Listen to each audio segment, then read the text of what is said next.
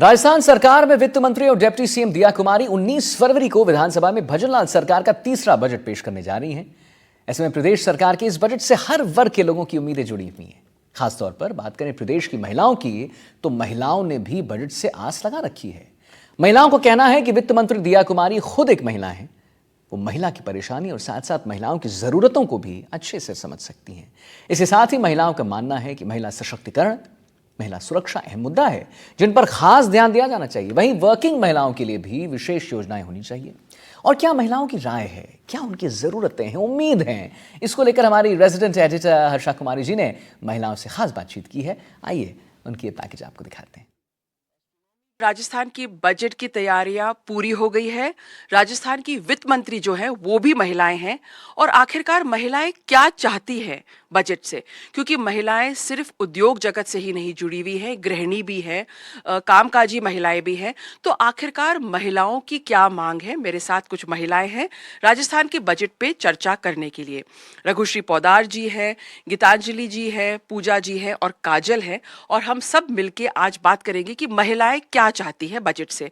रघुश्री पोदार जी, आप तो फिकी फ्लो की चेयरपर्सन है, तो अगर हम उद्योग से की बात करें, क्योंकि काफ़ी महिलाएं उद्योग से जुड़ गई हैं, फैमिली बिजनेस में हो या अपना खुद का बिजनेस हो, और यहाँ पर एक्सपोर्ट का एक बहुत बड़ा बिजनेस है राजस्थान में।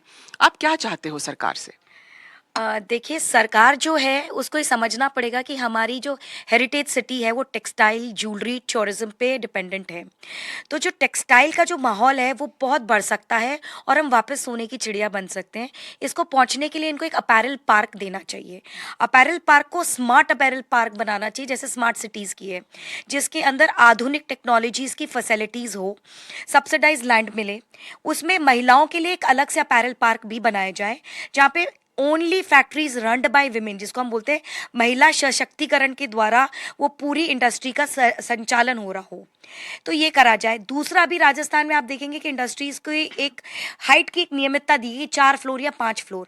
हम चाहते हैं कि ये एक इस तरह से पेड़ की तरह बढ़ता जाए और एक वृक्ष के नुमा बढ़ती जाए।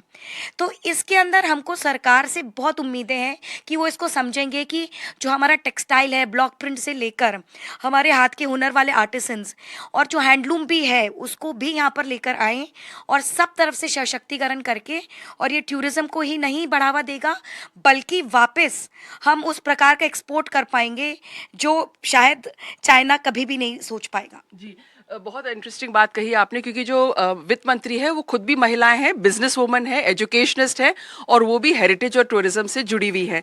काजल, अगर हम कामकाजी महिलाओं की बात करें तो आज की डेट में बहुत मुश्किल होता है एक तनख्वाह पे घर चलाना। जी बिल्कुल। अभी जैसे मैं हूँ, मैं यहाँ पे काम कर रही हूँ एंड मेरे हस्बैंड है वो भी साथ में जॉब कर रहे हैं। तो एक मिडिल क्लास फैमिली के लिए मतलब हेल्थ के बारे में देखना और घर के खर्चे देखना और ट्रैवलिंग का भी एक्सपेंस होता है, तो काफ़ी सारी चीज़ें होती हैं, वो सब हमें देखनी रहती हैं। तो उसके लिए हम चाहते हैं कि गवर्नमेंट कुछ स्टेप्स ले एंड हमें, ताकि उससे आगे और मदद मिल सके उसमें। बहुत महत्वपूर्ण बात आपने कही, जैसे हेल्थ का जो मुद्दा आपने उठाया। अगर जो एक मिडिल क्लास परिवार है, अगर कोई बीमार हो जाता है तो बहुत ज़्यादा खर्चा होता है, और मेरे को लगता है सब लोग फिर प्राइवेट सुविधा की तरफ जाते हैं। गवर्नमेंट उस तरह की स्टेट ऑफ द आर्ट सुविधा नहीं प्रोवाइड करती है, तो आपको लगता है कि हेल्थ में इन्वेस्ट करना चाहिए? बिल्कुल। अभी भी हम जैसे कभी किसी गवर्नमेंट हॉस्पिटल में जाते हैं तो हम देखते हैं कि वहाँ पे जो फैसिलिटीज़ हैं वो सही नहीं है, या डॉक्टर्स हैं जो सही से काम नहीं कर रहे हैं, ध्यान नहीं दे रहे हैं उतना जितना प्राइवेट में दिया जाता है प्रॉपरली। ठीक है, तो हम चाहते हैं कि स्टेट गवर्नमेंट जो है वो उन चीज़ों पे ध्यान दे, हॉस्पिटल्स की, और उनमें डॉक्टर्स को देखे और एजुकेटेड लोगों को वहाँ पे भर्ती करें, ताकि जो पेशेंट्स जो भी आ रहे हैं उनको प्रॉपर एक वही ट्रीटमेंट मिले जो प्राइवेट में मिलता आ रहा है सबको। जी, बहुत महत्वपूर्ण बात है। पूजा जी, हम अभी थोड़ी देर पहले बात कर रहे थे और आप कह रहे थी कि देखिए आजकल महिलाएं काम करने के लिए आ रही हैं, लेकिन वो अपने प्लेस ऑफ वर्क तक पहुंचे, क्या सुविधा मिले, क्या क्या सोच है आपकी इसको लेकर? इसमें मुझे लगता है कि गवर्नमेंट को ट्रांसपोर्टेशन, प्रॉपर ट्रांसपोर्टेशन देना चाहिए, जो कि जयपुर में अपने बहुत ही गैप है इस चीज़ का। कहीं से भी अगर कोई दूर एरिया से सीतापुरा तक आना है तो ऐसी कोई सुविधा नहीं है आसान, जिससे वो महिलाएं प्रॉपर तरीके से जगह तक पहुंच पाए या काम कर पाए। वो हर जगह देखती है कि अपने घर के आसपास ही कहीं काम कर ले, ताकि उसे इजीली ट्रांसपोर्टेशन मिल जाए।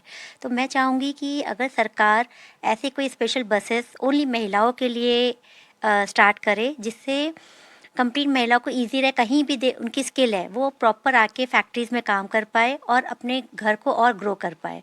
तो ट्रांसपोर्टेशन बहुत ही इम्पॉर्टेंट है उन सब के लिए। देखिए हाँ, बहुत ही महत्वपूर्ण उन्होंने कहा है कि महिला बसेस हो, जैसे हम जहाँ पर बैठे हैं सीतापुरा में, अगर वो सिर्फ महिला स्पेशल्स हो तो लार्ज नंबर्स में महिलाएं यहाँ पर आ सकती हैं। मेरे साथ गीतांजलि जी भी हैं, फर्नीचर एक्सपोर्ट में है। गीतांजलि, आपको क्या लगता है, जैसे हमने महिलाओं की, एक तो महिलाओं की बात करी, women in the work force, और आपको क्या लगता है, क्योंकि अगर उद्योग बढ़ेगा, अगर महिलाओं का पार्टिसिपेशन होगा तो हमारी इकोनॉमी ग्रो करेगी and there is more spending power. Absolutely. मैं एक तो कंग्रेचुलेट करना चाहूँगी सेंटर को, जिन्होंने इतना ग्रोथ फोकस्ड बजट निकाला है, जो कि भी सराहनीय है बिल्कुल, और जिसमें सस्टेनेबल डेवलपमेंट की भी जगह है, टैक्स भी रिडक्शन किया गया है, और स्ट्रॉन्ग फोकस है की सेक्टर्स पे जैसे एमएसएमई। मैं ये चाहूँगी कि हमारी राजस्थान सरकार का भी फोकस हमारे इस एमएसएमई सेक्टर पे खास हो, क्योंकि ये एक सेक्टर ऐसा है जहाँ मतलब देश की सारी छोटी छोटी लघु उद्योगों से काफ़ी हमें सुदृढ़ता मिलती है, और खासकर हमारा काम सारा क्राफ्ट और हस्तशिल्प आधारित जीवन शैली पे है।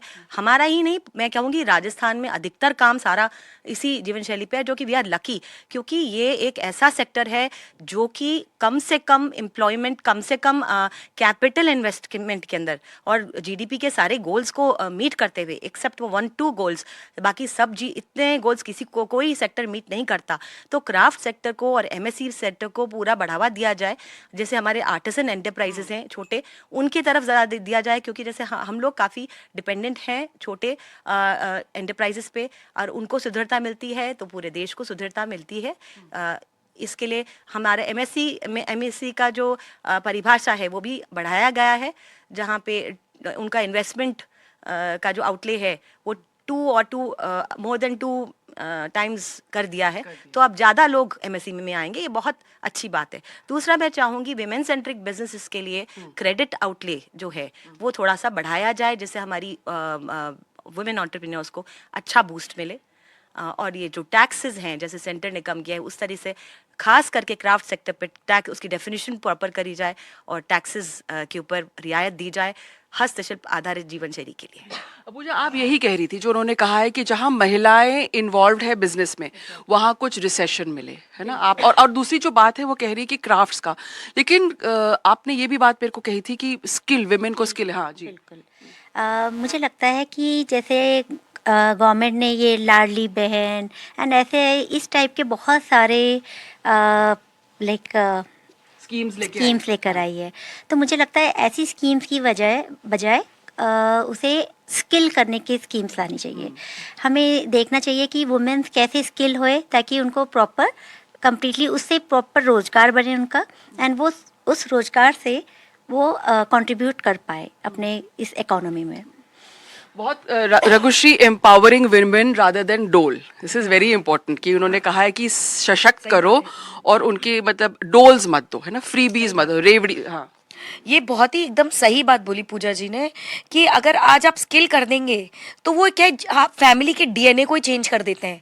माँ को काम करते देखकर बेटी अपने आप काम पे आएगी और बहू भी काम पे लगेगी। तो क्या है कि एम्प्लॉयमेंट की एक ना, वो कहते हैं एक चीटे के पीछे एक चीटा चलता है, तो ये बढ़ते बढ़ते सारी औरतें काम करेंगी, और औरतों में एक समूह की एक शक्ति होती है, एक को देखकर 4 करती हैं।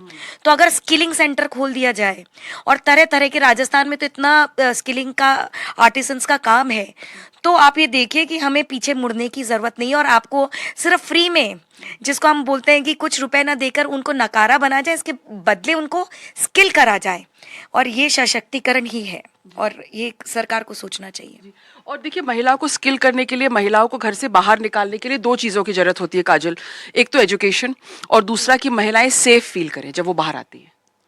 जी, बिल्कुल। तो अभी हम जैसे काम के लिए बाहर जाते हैं तो हमें ऑटो या कैब से ही मोस्टली ट्रैवल करना पड़ता है।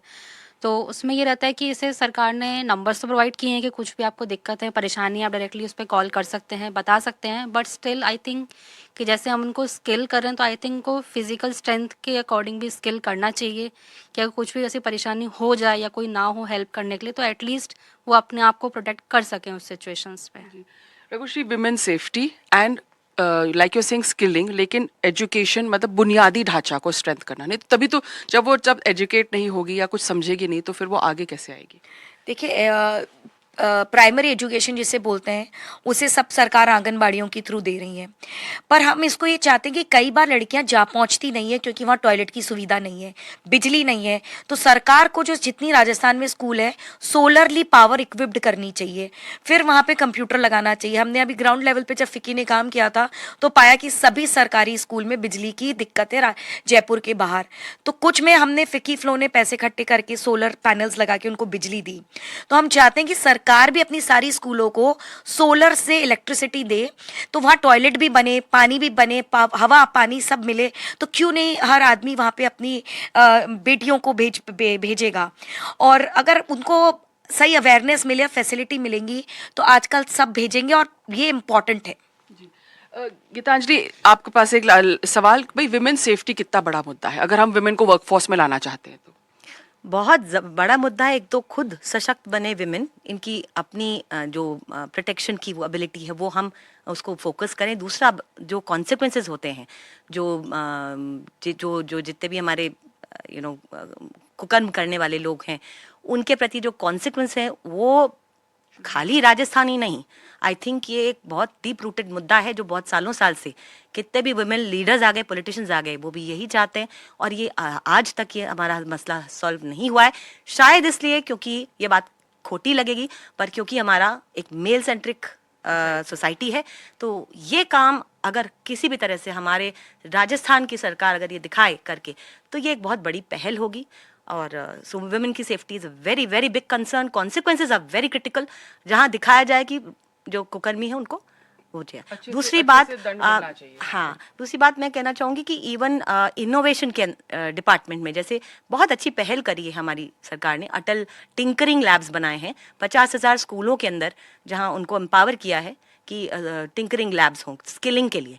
तो ये एक बहुत अच्छी पहल है कि क्राफ्ट या टिंकरिंग इतने लेवल पे जा रही है। उसी तरीके से जो हमारे क्राफ्ट के जो प्रोफेसर्स हैं, यानी उनको हम अपने मास्टर आर्टिसंस को अपने राजस्थान के स्कूलों में तो कम से कम नियुक्त कर सकते हैं, जिनकी उनकी आम रोजी रोटी बनी रहे। तीसरा, सफाई के प्रति हम लोग थोड़ा जागरूक हों। सफाई हमारे सिटी में काफ़ी अच्छी पहल है। जैसे राइजिंग राजस्थान हुआ था, हमने देखा था शहर का हर कोना कोना चमक रहा है। तो ये क्यों नहीं है, राइजिंग राजस्थान जो है ये एज अ निरंतर थीम क्यों नहीं हो सकती, ये 2 दिन की ही थीम क्यों है? सो उसके लिए हम क्या कर सकते हैं? तो बहुत बहुत शुक्रिया हमसे बात करने के लिए। सब महिलाओं ने अपना अच्छी चर्चा की और अपने सुझाव रखे। तो देखते हैं ये उम्मीदों का जो बजट है क्या पेश होता है और महिलाओं के लिए इसमें क्या खास रहेगा। जयपुर से हर्षा कुमारी सिंह, NDTV।